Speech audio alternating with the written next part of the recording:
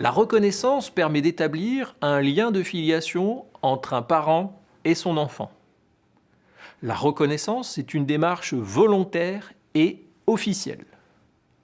Elle peut être faite devant un notaire ou devant tout officier d'état civil qui la matérialisera sous forme d'acte d'état civil. Un acte de reconnaissance peut être établi à l'égard de tout enfant dont la filiation n'est pas déjà établie. La reconnaissance peut être réalisée avant la naissance, lors de la déclaration de naissance ou après. La reconnaissance peut porter sur un enfant né vivant et viable, sur un enfant décédé, sur un enfant de parents non mariés, sur un enfant né d'un couple marié quand la présomption de paternité est écartée. En revanche, il n'est pas possible de reconnaître un enfant né vivant mais non viable ou un enfant mort-né. Si l'enfant est issu d'une union incestueuse, la filiation établie à l'égard d'un des parents fait obstacle à l'établissement de la filiation à l'égard de l'autre.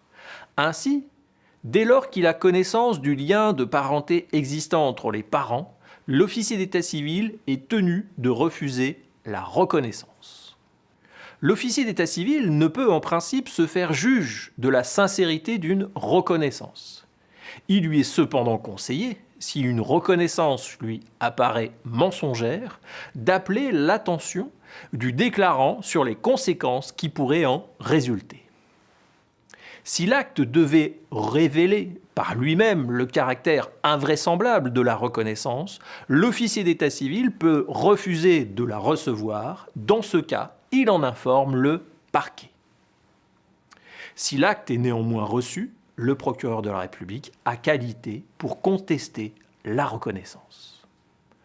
En cas de conflit de paternité, l'officier d'état civil doit avertir le procureur de la République de la situation. Ce dernier engagera une action devant le tribunal de grande instance.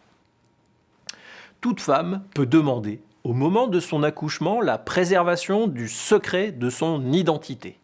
L'officier d'état civil est alors tenu de ne pas désigner la mère dans l'acte de naissance. Il est toutefois possible d'établir par la suite un lien de filiation à l'égard des parents.